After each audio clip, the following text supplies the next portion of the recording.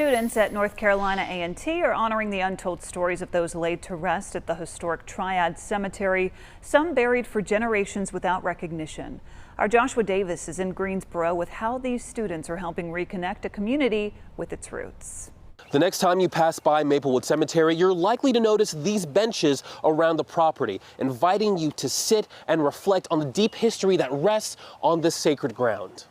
They wouldn't even mark the graves. They would give no names, no location, not even a gravestone. They would just list them in the book as an X, not even a date.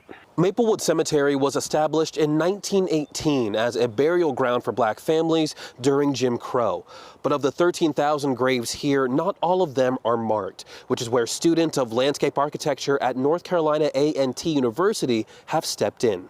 We wanted a chance to contribute to the community by creating places of respite and contemplation, but also places that cause people to ask questions about history that is yet resolved here in Greensboro. Daniel Durant is one of 8 students committed to honoring the lives lost and left unmarked. It's never been marked. Even down to the fact of the number being 311 unmarked graves, I had to hand count that in the book itself. So when I figured that out, I was just like, okay, yeah, I want to directly address this. If we're talking about honoring people who aren't recognized, who may be buried in unmarked graves, why benches? As landscape architects, a key part of what we do is combine function with meaning.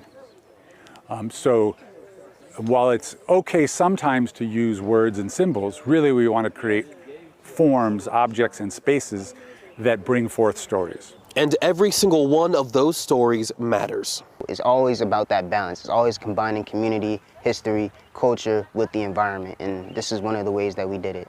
And these benches are sparking lasting change. Professor Cantian sees them as catalysts for even more improvement to this entire space in the coming years.